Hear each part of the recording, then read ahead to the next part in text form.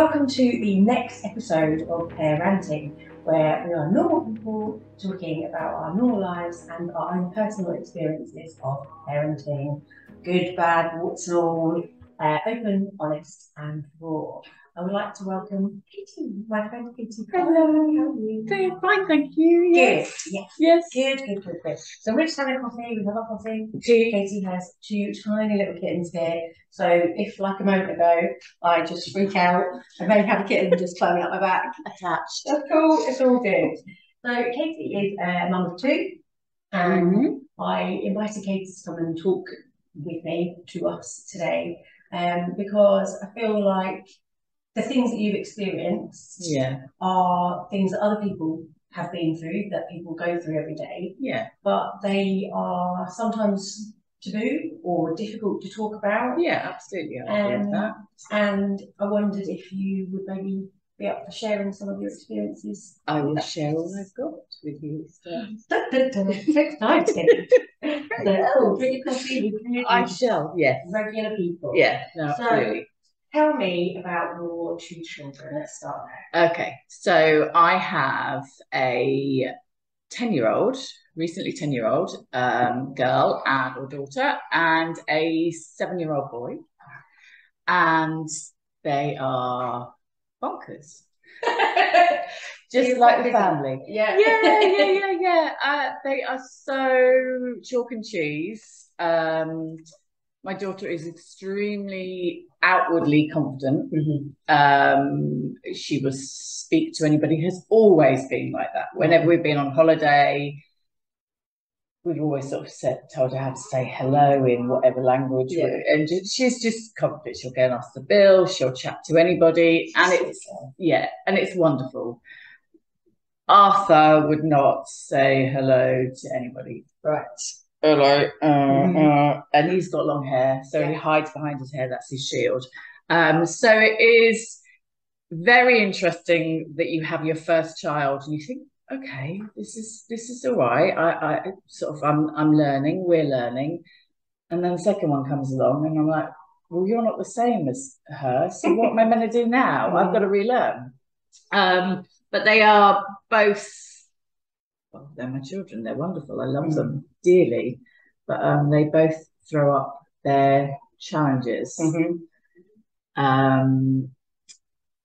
They're both very strong-willed. Arthur, I would say, is very stubborn. I don't know where he gets that from. Okay, so that's a silly thing to say. And Elizabeth is she likes to push the boundaries. She knows what she likes, she knows what she wants, and she explores that. And she tests that. She is I remember her first day, or coming up to her first time at school, reception, she was desperate to get her hair cut short. And I'd got my hair cut short, but she didn't recognise Mummy's short hair. She only recognised Daddy. She wanted short hair like Daddy. So I said, just let them get to know you, and then after the first term, we'll have it cut short. You can do what you want. So yeah, she went in and she had a long blonde hair. And then within the first term, no, Mummy, I want it off. So she's got it off, and she's got short hair, and that's her thing. She's got her own little style. She's got her own sort of strong, good network of friends. And she's in a very safe place, I'd say, to explore whatever she wants to explore. And we are exploring, because she had 2 new teachers at school. This is about 3rd year. So yeah, year 3. And so she had to introduce herself. And it was, my name's Tom. So that awkward place where I think a lot of people sort of pick up school playground, teacher wants to speak to you. So it's like instantly, oh. So they came up to me and said, 2 very different experiences. The first teacher said, Elizabeth introduced herself as Tom. What am I meant to make of that? I was like, well, she's not Tom, but she's just pushing the boundaries with you. She doesn't know you, you don't know her. So, and then the other one went, I think she called herself Pip then. One of the next following year or whatever year it was, can't remember. She said, so Elizabeth introduced herself as Pip. She said, is that what she's known as? I was like, no, she's just testing boundaries. So we are going on a very interesting journey with Elizabeth. And I think, and I know my husband thinks, we don't want to put her in a box. We don't want society to put her in a box. We just want her to develop and grow into whoever she wants to grow into. And ultimately, it has no bearing on us as a family, or it shouldn't do to anybody in the outside. As long as she's happy, she's safe, and her confidence grows. Because I said, yeah, she's outwardly confident. She struggles, I think, with school sometimes. She's been told she's on the scale of being dyslexic. She gets very angry with that. But ultimately, she's a happy little girl, I think. So, yeah. So that's interesting. And Arthur, on the flip side, if he wants to annoy his sister, or if his sister's annoying him, he will turn around and go, oh, you're just a girl. And she will flip. Wow. She will flip. Yeah, that's her Achilles heel. Yeah. So, and so he knows that. Oh, absolutely. Yeah. Yeah. And he's known that from a very young age. Yeah, he know they can both identify that they're been born with the genitals of a male and a female, but that is their only difference between the two of them. They're very much into the same thing. They play really nicely together. But yeah, if she winds him up, yeah, he'll go in for the jugulars and take her out. How does that feel for you? Because obviously you're kind of championing who Elizabeth is as a person. And then to kind of hear after your other child use that as a derogatory kind of insult, that's difficult. That's interesting actually. I've never really thought of it like that. Whereas if I was outside of the home environment, if a friend or somebody did that, I would really sit up and deal with it. Not that I don't deal with it at home. Oh God, that's really interesting. How do I deal with it? What have we done? I can't answer that. Okay. That's really. It's not a dig. Like, no. You're doing anything wrong. No, but it's actually really interesting. I don't. What do I say, Arthur? That's unless. Oh, yeah. I mean, I guess playing devil's advocate. Yeah. He's not wrong. No. He's stating a fact. Yeah. So again, do you want to? Is it shutting him down? Yeah. Or is it protecting her? I just wondered how that feels. No, that is really interesting actually, because if somebody's been unkind or has had a bad day at school, we'll always address it. We always have that famous conversation on the way back from school. We have to drive, so it's not a walk. So it's in our little bubble. How was your day? What did you do? Blah, blah, blah. And if somebody's been unkind or something's happened, I will always reassure him. I will always ask him how that made him feel. I'll always ask him if he spoke to anybody about it, and it's usually not an adult because he doesn't have very good relationships with adults. He finds it very tricky. He usually tells a friend, which is fine. That's another way to deal with things. But yeah, so I do try and get him to talk and get him to understand how that made him feel, and if it was flipped, how would he feel? Yeah. But I obviously haven't. I don't think I can't actually honestly answer.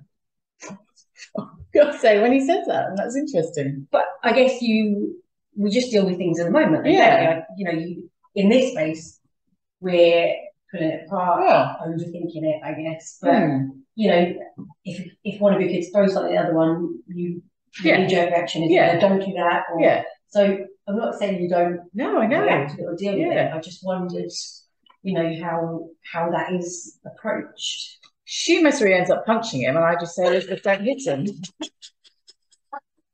Okay. That's interesting. Maybe it's taken over by her own defense. Yeah. I can't honestly say. That's really interesting. I don't know. I wonder how he would react if somebody else said that to him. Yeah, interesting. Yeah, interesting. They are very protective of each other. Their brothers. They are a strong little unit. But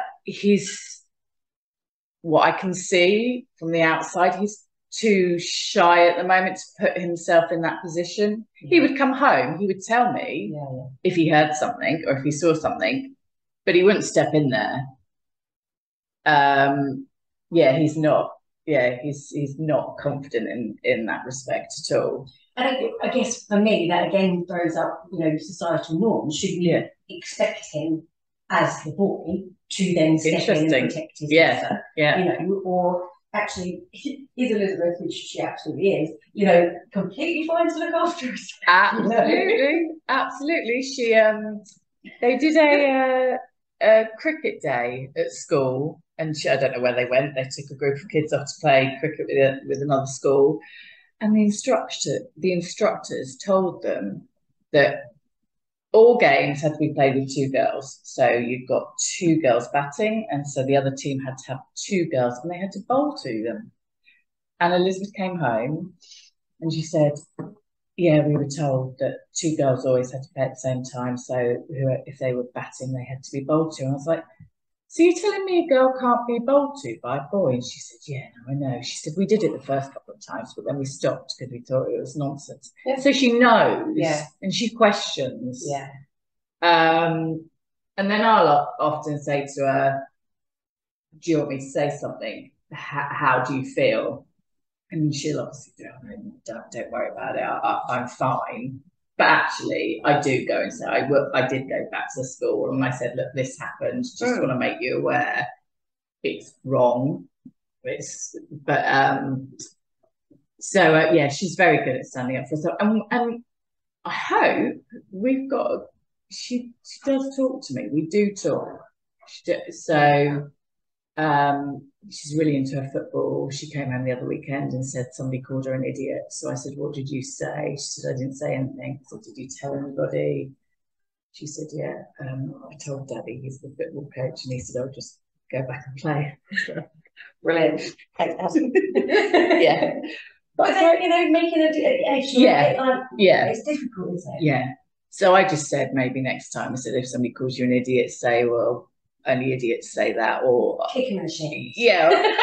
Well, I'm not advocating that. Well, and I said, I'll just give him the finger. And she said, Mummy, I can't do that. And I was like, okay then. Well, I've got nothing else to give. Yeah.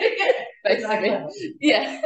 So bless her. So we do. She's very open with her feelings, and she'll talk to me if I get her at the right moment. But again, she gets that from me, because if I'm not up for talking, then you're not going to get anything from me.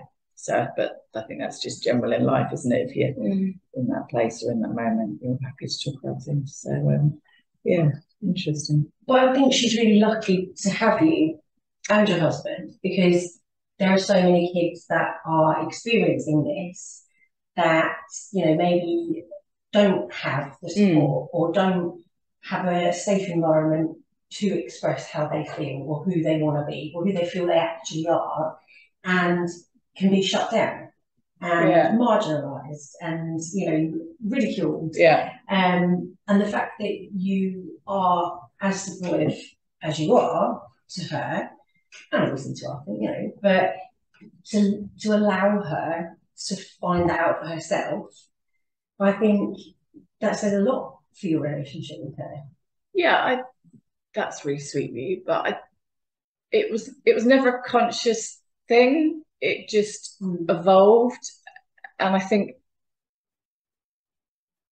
as soon as she was born, like just dressing her, it's really weird. She was never comfortable in tights or skirts or, and it just wasn't her frame. It just didn't fit her. Right. It was so, and I suppose the dad side of things, he was the play was different. Right.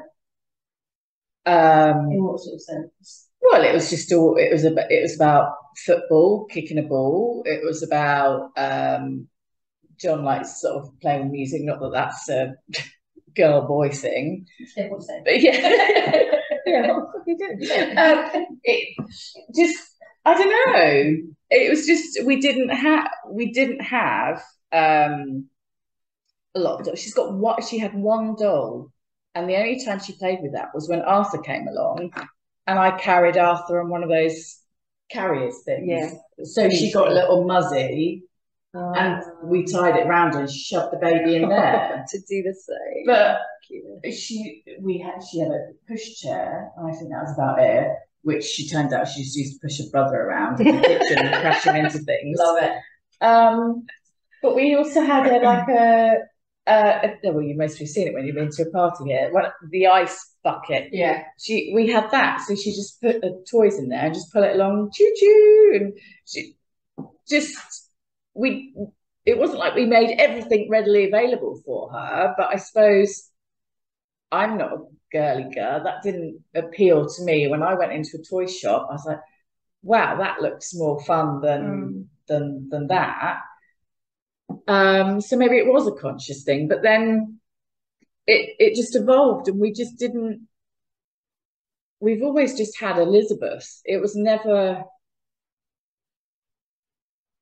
oh, okay, what do we do? It was never that. We just encourage, and it's making me sound out like we're this perfect family. By no means are we. And as a new parent, like my anxieties and everything just went through the roof. But I had to do things for her. I had to make sure she was all right and she knew I'd got her back. And that was it. And like the confidence thing is what it's ultimately about. If she's happy, if she's confident, then why would we not let her explore everything? Yeah. Why would we put barrier in her way? Why would we say, no, you can't do that because society doesn't think you should do that? Yeah.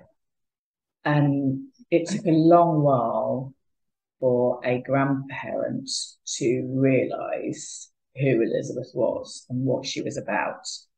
She'd often bring gifts and things, and she'd leave, and Elizabeth would say, she doesn't know me. Oh. She doesn't know me. She doesn't know what I like. And I was like, no, but we still have to be thankful and be polite, and it'll come. And it has. And she recognises that as well. She really knows me now. Yeah, I mean, she's had her obstacles. We've had instances at primary school, going into toilets, younger children have told her to get out. She's a boy. We had, yeah, that was tricky, because what she most really doesn't see, other people do, which draws attention to her, then her self-belief within her, because she just thinks she's just getting on with life. We've had conversations about all sorts, but I'm diverting off what I was going to say. So yeah, I spoke to school about it, and they were extremely good and sort of said, do we need to do a non-sexed toilet? And I was like, well, no, I think she was all right. And they said they spoke to the children about it. But then we went into town. We went to cinema once, and like I said at the beginning, she's very confident. She's happy to go off, and she has her boundaries. She knows where they are. But if we're in a restaurant and she wants to go to the toilet, I'm happy to let her go to the toilet. I know where the toilet is. I'm watching. I'm aware of what's going on. And she went and she came back. I said, "Are you all right?" And she said, "No." She said, "Some older girls were in there and they said that I shouldn't be in this toilet, that I was a boy." And we always have the conversation that why does short hair? Yeah. Because she was 8 or 9 at the time. So how can you identify a boy or a girl at that age just with the short hair? Totally. And on the toilet thing, just sorry, no. I have a son, and I will always take him into female toilets with me because my concern is if he goes to a male toilet, you know, same thing can happen in either toilets with other people, whatever. But if I'm there, I always say to him, "Right, come with me." You know, service stations, people glare at him, and then they see me come out, and they're like, "Oh, okay, fine, you know, you get it." Or cinema or restaurant, you know, and it's like, "Don't want to come in." No, you're safe with me. You know, and at some point, I'll have to let that go. But how is that fair? You know, I would say to him, you know, go into the women's if you're on your own. You know, like, I can't do that. Well, you know, women in my world, I guess, women would be more understanding about a boy going into women's toilets because mum could. I can't say my husband to go and get him if something's gone into the to the male toilets. No, I don't have one. No, there is no man with us. If something goes wrong, I will go to women's. You know, so it's difficult. I mean, because saying that, John, when we're with John, it was like that Taylor's was no, she's not coming in the men's with me. It stinks. It's disgusting. So that's his flip side, or that's his defence for why she doesn't go in the boys. So I had to take her back when we were at the cinema. I had to take her back to the toilet. We went in, and they'd gone by then, and I was really cross with myself because I know the group that came out that I didn't approach and say something. But I think she was reassured. We had the same conversation always. Why is it that your hair makes you? Why is it even of any relevance or importance to anybody? And at that age, I mean, and similarly at our age, why don't we just have a toilet for everybody to use with cubicles with a door? Why does it have to be? So she was upset about that, but we dealt with it. She gets upset when it's, I'm not going to get this right, PSHE, this school. She gets very upset about that because she's having to look at pictures and talk about the differences in a girl's body and a boy's body. And she finds that I don't want to look at it. I don't want to look at it. So I think somewhere in there she's questioning. She also has a barrier and a belief that where she gets this from, because it's definitely not me, that girls or women can't do what boys do. But that again was, you know, reaffirmed to her with the cricket. What kind of bits are we teaching our kids at school? Like, crazy. She does get stressed about that. We did buy her a book, and she was like, "Well, I don't want to look at the book." And I was like, "Well, this is your chance. This is your safe space without your peers, without any teachers, just for us to talk about it." And I don't know, she has had problems. She has been uncomfortable with her bits. Medically, there was nothing wrong. Like the girls had problems downstairs, but she had no smell, she had no issues. So I checked all those things. And on top of this, she's got a massive, great fear of the doctors anyway. So we spoke about it and we investigated, and I phoned the doctors to sort of safeguard her from having to go, and said, "Look, we've checked all these things. There's nothing wrong, but she's uncomfortable." And she said, "It's uncomfortable, or there's discomfort sort of internally. That's where the thing is." So the doctor said there is a possibility she could be going through puberty, because they can at that age. And that was fucking terrifying. Yeah, I can imagine. Because, yeah, so Because it takes it to a next level. At the moment, we can all be supportive, but I can't, if she starts developing any chest, that's at the point where I can't help anymore. Yeah. So I spoke to the doctors. They said they're happy to have her in and have a look, make sure everything's okay. But school's the best place. They've got far more resources. So speak to the school. How really far? Yeah. So I did speak to the school about it, and they said they'd sort of keep an eye on it. But that just sort of blew my head off a little bit. Sent me into a bit of a spin. So I actually did phone a charity, the Kite Trust in Ely. They are LGBTQ plus and questioning for children. They are for slightly older ones, but they slightly older children for the whole safeguarding. But they do sort of connect with families and younger children. And I had a wonderful chat with a woman on the phone, and I cried. And she said that everything you were saying, what I was saying to her, was what she'd gone through with her son. Amazing. Well, not amazing. Yeah, amazing you can connect with somebody. But it was really helpful. And she was saying to me about this all came up when she was doing the PSHED at school. She was so cross. She was so angry. She was, you could see. And so I spoke to the doctors, I spoke to school, and then I spoke to the Kite Trust. And so she just sort of offered me support, or us support and advice, and I can phone them up or text them or email her at any time. But the useful thing she said was, well, she told me a story that she took her son to get bras at that age. And she said now it still haunts her for the, she didn't say the trauma, but the stress that she put her son through for that experience. But what are you supposed to do? Yeah. So, and she said, and he'll still sort of relive that story. So it's just changing the dialogue that you have with your children. So it's not breasts, it's chest. It's not bras, it's sports tops. It's not period, it's menstruation. So it's just changing the language that you use, which actually I found really sort of helpful. We're all in a good place again now, but it was horrible because Elizabeth's dialogue changed. She had been out with her friends. One of the mums came up to me with her children and said, Elizabeth's really upset. So she wants to drown herself.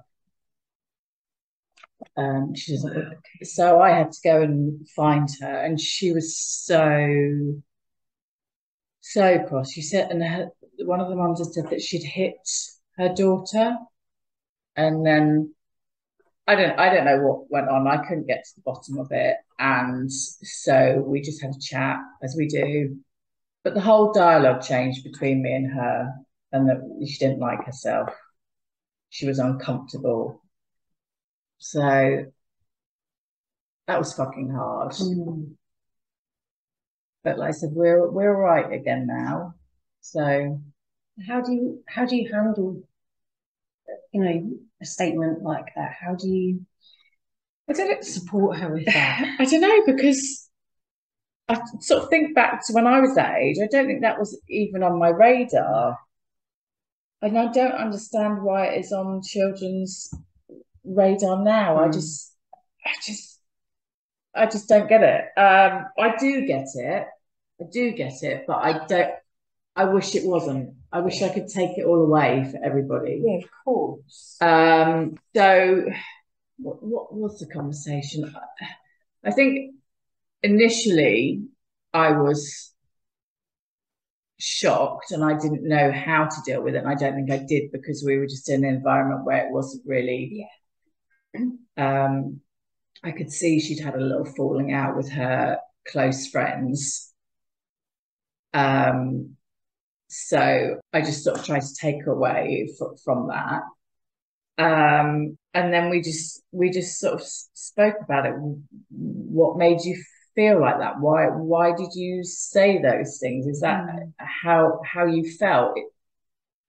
It's just, I don't know, because I suppose I, as a young teenager and a young adult, I had so much anxiety and all this kind of stuff. I'm very aware of those feelings and the perception of other people's of you, and it was so consuming for me.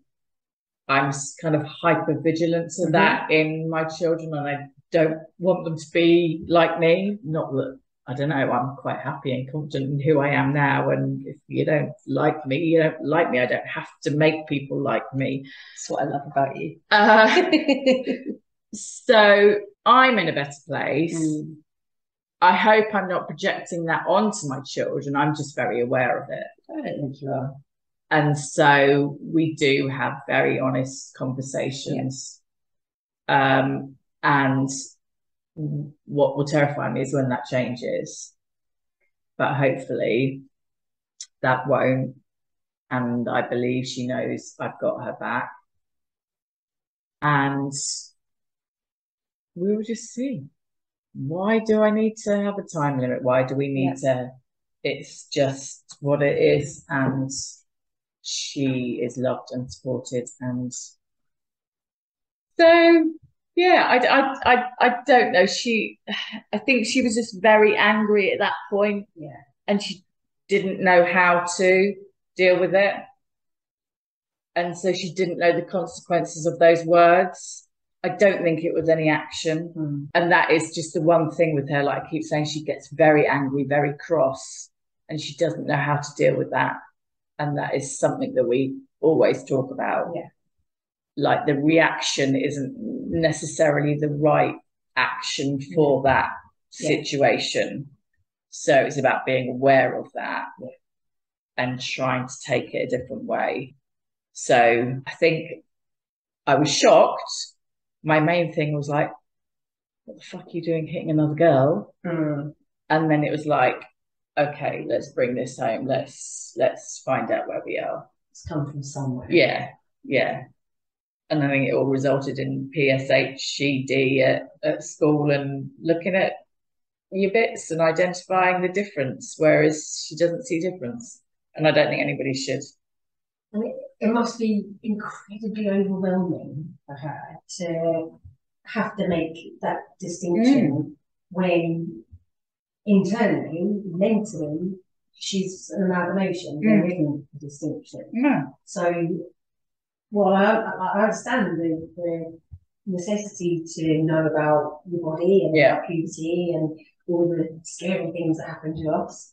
You know, it's got to be very difficult for Elizabeth to hear that, but also very difficult for school to know how to present that. Yeah. Especially with the, I don't know, potential backlash from other parents, with the lack of understanding, with the, you know, not wanting to expose children to difference and, you know, anything that's potentially scary. But this is how life is.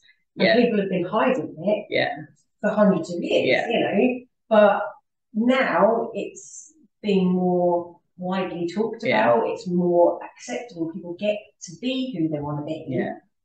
So what can we do in school? What can we do to help? What would you like to see? Do you know what? I think the children are actually okay. I think it's just adults. Yeah. It's about having those conversations. And if you're not aware of it, it's not on your radar and you just haven't got a clue. But when you sit down and think about things, like, that just doesn't make sense. Why? And I mean, when she was very young, there was a school day Victorians or something. One of the parents said to me, "Oh, I see Elizabeth's come as a boy again." And I'm like, what? Why? God. Why just, Why does that matter? Yeah, it just told to dress up, didn't they? Dress up. it's so frustrating, and there's just a massive ball inside me that gets so angry about it, because stop projecting what for however many years society's, it's not right. And we talk so much about mental health and children's well-being. Well, then take a step back and educate the adults. Yes. Undo our bigoted views. Yes, it just makes me so sad that we can't just let our kids be kids, experiment in a safe. Why do they need? Why? What? I've got no words. But yeah, I think the main thing is, I think schools could remove girl and boy toilets. I don't think that's necessary at all. Maybe year 6 or whatever. I mean, I know they don't go boys line up, girls line up. I know there's none of that in theory. I mean, she has never questioned. I mean, I know at the beginning she would tell a teacher her name was Pip or Tom, but she's never said, I want to change my name. Had that never been discussed at home? That was just a school thing? Yeah. And it's 2 characters from a book we used to read. Right. So the first one was Pip and Posy. I don't know if you ever remember those books. Pip and Posy, there might be it anyway. And and the second one was Tom, who from Beast Quest, and he's fights beasts and all this kind of stuff. She's never spoken about changing her names. Her mates call her Eliz, but otherwise it's Elizabeth. My baby mums call her Betsy, because that's what we'd sort of shortened it to when she was younger, but that doesn't fit with her. And Arthur calls her Betby, but Arthur is the only one that can call her Betby. Right. And that's because he couldn't say Betsy and couldn't say Elizabeth when he was younger. She's never said about pronouns or anything like that. And after the conversation with the Kite Trust, we did talk about that, but that's not on her radar. So yeah, school are doing their bit. They are supportive of me, supportive of her. She is very confident within the school. She's so pleased she's the eldest, and when she gets to year 6, she'll be the eldest in the school. Wow. So, and she's slightly worried some fucker might come in and grab that crown off her. But hey, deal with it. It's life. But otherwise, yeah, I think it's parents. But I also think parents have got a lot of stuff going on with so many different things for children that it's perhaps low in the pecking order for people that aren't sort of in that space with their own children. In what sense? Well, just there's so much to worry about. Access to social media and all that kind of the mental health side of things, just the whole poverty line. If they're not in that place, it's quite daunting, I think, for any parent to have children with fear of the unknown. I think that's a lot of what our upbringing has been based on for years, isn't it? Those who don't know any more about it, then it's scary to find out what could be out there or could make a difference to you or the kids. I think at the moment she's got this, and it's fine. It's fine. And I hear what you're saying about it being fine, but I guess, you've talked a lot about Elizabeth's experience and what she's going through, and where Arthur is in that. But I guess what I'm not hearing so much of is where Katy fits in, how it actually feels for you to hear that, Elizabeth wants to be called Tom or him. Interesting. I don't know. It was just the card that I've been dealt. I suppose, like I touched on briefly, sort of like all my anxieties and when I was sort of younger. So it sort of overrides any of my own anxieties because I've got something else to worry about. I don't know. I just was so unprepared. Both Elizabeth and Arthur were both IVF kids. So that was a whole nother journey. So consuming. And you invest so much time and stress and worry trying to get pregnant that when you do fall pregnant, you've got the worry of, because you have to test more often and earlier when you're IVF. So it's just that whole period. So when you get to 3 months, you're like, okay, I can breathe a little bit. Test to check. Yes. So you have to do one on like day 7 after the transfer, and then I think on day 14, and then I think after day 14 you can then be referred back to your doctors. So yeah, and then you get referred back to your doctor, I think, if you're still testing positive on day 14. Positive? I'm thinking of COVID. Yeah, it's a positive. It's a positive. Yeah. Damn COVID gets everywhere. You get transferred back to your doctor, and Elizabeth came along and she was 2 weeks late, and that was a whole nother story. So if you want to talk about that another time, we can. So she stayed in hospital for 2 weeks because they thought she'd got meningitis. So it was all hideous. But literally, John and I walked out of the hospital. He went that way and I went that way, and we were never back together until I think she turned 1. Really? Yeah, it was fucking hideous. Excuse my language. No, that must have been a lot. It was, yeah. I don't know. I just think my makeup is, and this sounds like I'll bore you. I think my makeup is just that I will always have a bit of a struggle with things. Like, it's just, yeah, like the cards. I don't know. I've been dealt, but that's me. John's always half full. I'm always half empty.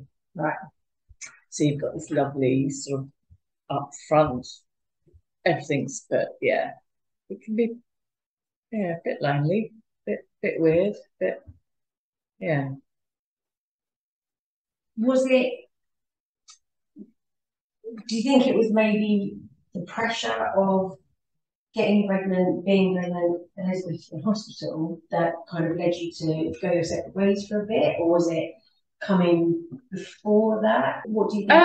I think it was possibly I think it started from, when we knew we had to do IVF. As much as you know each other and you're with each other, I can't say to you that I know what's going on in your head right now. He can never guess what's going on in my head. I can't guess what's going on in his head. I'm not the best talker when I'm stressed or anxious. I shut down, I remove myself, and I like to be by myself.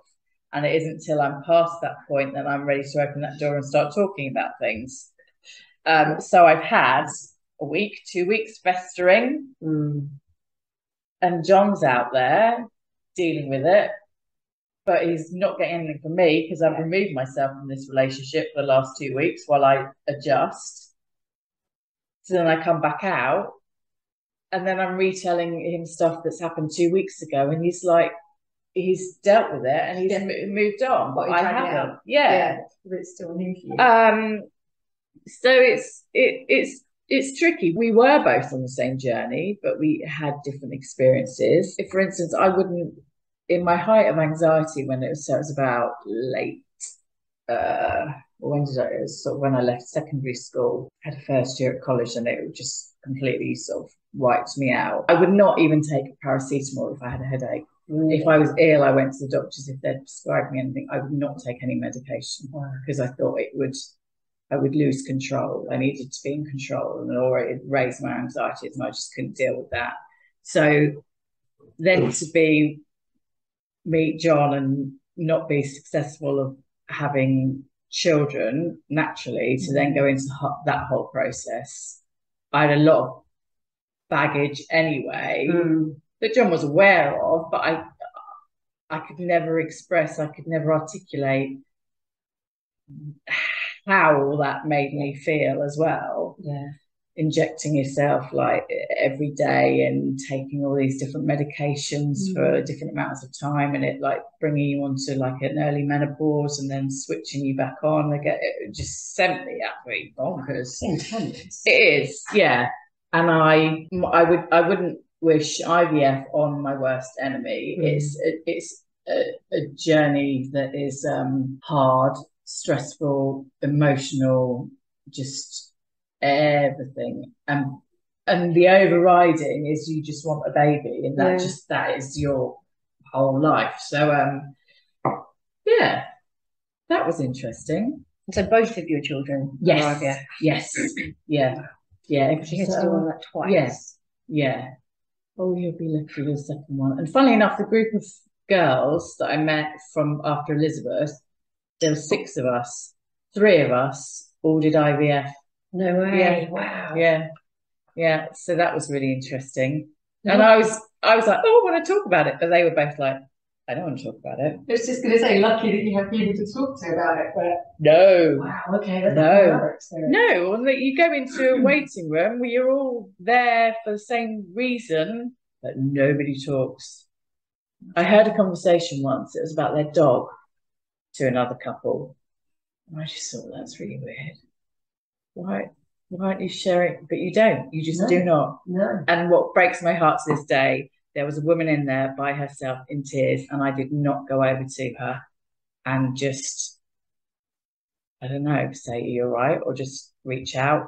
And it's really weird how that stays with me. I know exactly where she was sitting in the waiting room, and I did not check in on her, and that breaks my heart now. But you have to forgive yourself for that. You were in your own journey. You know, if she wanted company, you know, she could have reached out to somebody else in the same way that, you know, you say that you treat. She might have been quite happy. Not happy, but, you know, that might be her way of dealing with that. Yeah. And maybe it would have been intrusive if you didn't over. So no, I get that. I understand when, you know, your personal feeling is I wish I had helped. But actually no. You know, that might have been detrimental to your journey as well. That's true. That's true. So maybe I'll let that one go. Yeah, you know, we can carry these things for years. But sometimes just to be compassionate to yourself, you have to reframe it and think about it in a different way. Because she might have told you to fuck off. and then I would have spiraled into something else. Or there'd been 2 women in the waiting room crying their eyes out. It's fine. Not having to be praying on me. Or as I tell Elizabeth, just give her the finger. Exactly. Just one of them. You know. Yeah. I think, you know, she probably doesn't sit there and think, that woman sat there, she didn't give me a hug. You know, there's probably 10 others that. God, why do we do that to ourselves? Yeah, okay. No, I'll let that one go. Thank you. You're welcome. I give you permission to give yourself permission to let that go. You know, we carry enough in our lives. With everything that you're carrying. To burden yourself with other people's potential stuff. Why are you beating yourself over the head with something that you can't change? Which is actually interesting. Me saying I'm happy within myself, and if you like me, you like me. I don't need to make you like me anymore. So that doesn't really sit true to me, then worrying about how somebody felt about that I didn't step in for them. But I suppose it's just a place you get to. I'm old now. I'm an old mum. And I've spent a lot of time worrying about what people think of me, or trying to be somebody who I'm not, or masking all my anxiety. Because I was just known as a control freak and a weirdo, which I suppose I was at the time, but that didn't help. That didn't help me in any way. And now I'm just like, I'm here. I'm okay. My kids are all right. My family is okay. How long ago are we talking? So I left secondary school in 93. I did 1 year of college. So from 94, I went to college, went to art college. And we were late starting because the facilities wasn't ready. And I'd gone through secondary school going, giving them the finger. I'm an artist. That's my thing, and that is what I'm going to do. I'm going to go to London. I'm going to have a flat by myself. I'm just going to have loads of shelves of art books, and I'm just going to be. Didn't want to get married. Marriage, kids was not on my radar. I was just going to be just this whatever, what's a twat? That's my dream. And so I did really well with my art. I went to art college, and we were late starting, so we had a like a meeting with some tutors after the first term, and they just fucking ripped me to shreds. No. Yeah. They said, what are you doing on this course? You can't draw. How did you get on here? This is really and because that's the other thing. I didn't go on to the first year. I went on to the second year. I had an interview with the head of the art college, and he said my communication skills and my portfolio led him to believe that I could go straight into the second year. And so there was only one tutor that I'd had, and the other two had never taught me or had known me. So I sort of produced my work, and they just ripped me to shreds. And I went home. So my auntie picked me up because my mum and dad are away. She had a baby crying in the car because I was late coming out. So she shouted at me when I got in the car. Right. Went home to an empty house. Mum and dad are away. And I just burst into tears. I just lost the plot. And I think from that day on, my anxiety went through the roof because what was I going to do now? I've just been told what I thought was my strengths were just not. And I didn't go out of the house. I wouldn't go anywhere. I was a nutter. Listen, you can say it. I've been there. You know, it's the scariest thing in the world. Absolutely. I remember literally holding onto the banister rail, crying my eyes out with a friend knocking for me to go out, and I was like, I can't leave the house. Yeah.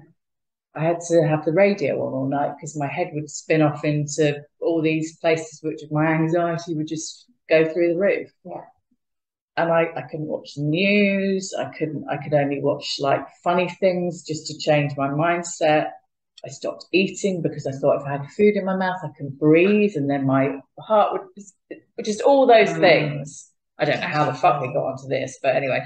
I love it. That's huge. Yeah. So from my first year at college up until my 30s when I met John, I was all right. And I tried everything. I was so many different therapies and counselling and hypnotherapies where he told me I was abused. What? I had to, Oh my God. I had another. Just for the purposes of the tape. No. Right. Fuck no. Sorry. That was like really horrible. No. Right. Sorry. And he apparently got struck off. The therapist that I saw after him told me that this was a thing of his, and that he told a lot of people when they were in the state. Yeah. Yeah. And then I had my friend told me to go and see a medium, and I can't believe. So he'd get me to lie down on his couch. He told me to unbutton my shirt. Shut up. No, honestly, this is how I was so. My friends think it is hysterical. But I was so desperate to get an answer or an understanding why I was the way I was. Because I thought by having an answer, it would stop. My anxieties would stop and I would be okay. And he was like, I'm buttoning your blouse because I can feel your like aura better. And it was just, my friends were like, what the aura he was feeling? He didn't touch. There was no physical. Yeah.